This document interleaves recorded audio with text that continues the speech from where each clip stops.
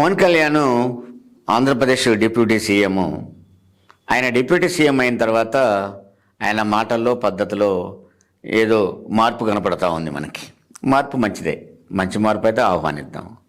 కానీ ఆ మార్పులో తను హూందాగా మాట్లాడుతున్నట్టు ప్రవర్తిస్తూనే సెటైర్లు వేసే ప్రయత్నం చేస్తూ ఉన్నాడు. ఆ సెటైర్లు ఏంటి అంటే ఎవరి మీద నువ్వు పక్క వాళ్ళ మీద వేసి తన కుటుంబం మీద కూడా సెటైర్లు వేసుకునే దశకు వచ్చాడు ఆయన.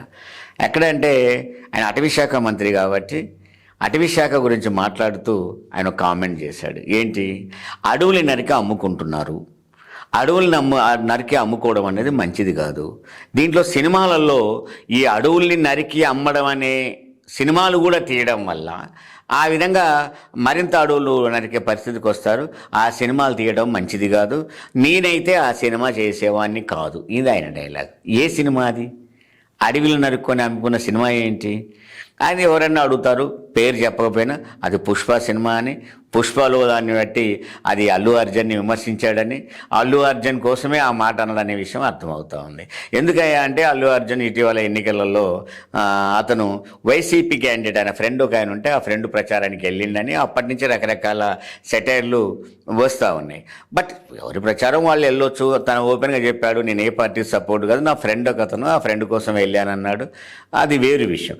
కానీ దాన్ని దృష్టిలో పెట్టుకొని ఈ మాట అనడం అనేది ప్రజలకు ఓ చర్చ నడుస్తుంది ప్రజలలో. ఎందుకని అంటే అడవుల నారికి ఆమె సినిమా పుష్ప, ఆ సినిమాలు నేనైతే తీసేవాడిని కాదు అని. నేను ఇక్కడ పవన్ కళ్యాణ్ కొన్ని క్వశ్చన్లు చేయదలుచుకున్నాను. నేను సినిమా అంటేనే రకరకాలు చూపెడతా ఉన్నారు. అవన్నీ చూపెట్టేటివన్నీ మంచిని కాదు, ఎన్నో రకాలను మనం వ్యతిరేకించవచ్చు. ఇప్పుడు ఉదాహరణకు ఒకసారి చిరంజీవి గారు ఒక యాడ్ ఇచ్చాడు థమ్స్అప్ మీద ఒక యాడ్ ఇచ్చాడు. ఏమని, థమ్స్అప్ అనేది నేను తాగాను, దీంట్లో సైంటిఫిక్గా ఉండేది అని ఒక యాడ్ ఇచ్చాడు. అదే గుంటూరు జిల్లాలో ఒక చోట థమ్స్అప్తో కొడితే పురుగులు చచ్చిపోయాయి, పురుగుల మందు పొలంలో.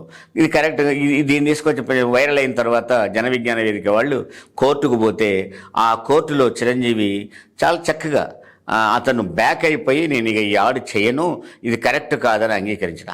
అది మన హుందతనం అంటే. ఆయన ఎప్పుడైతే ఒక వ్యతిరేకత వచ్చిందో నేను యాడ్ చేయనని బంధు పెట్టాడు, దాన్ని మనం ఆహ్వానించాలి.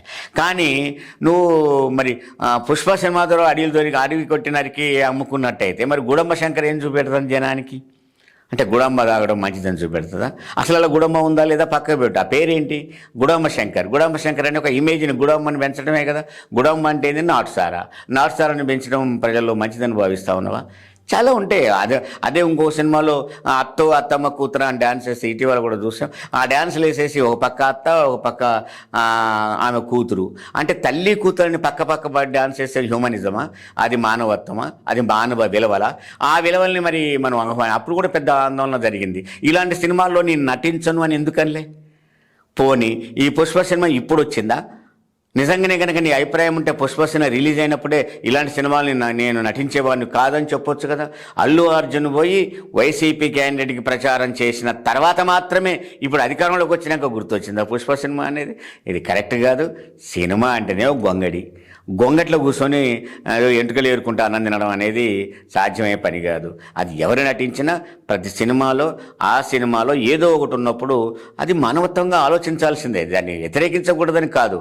కానీ నువ్వు అన్ని వ్యతిరేకిస్తే బాగుండేది. ఒక అల్లు అర్జున్ మాత్రమే వ్యతిరేకించాల్సిన అవసరం లేదనేది మనకు స్పష్టంగా అర్థమవుతా ఉంది.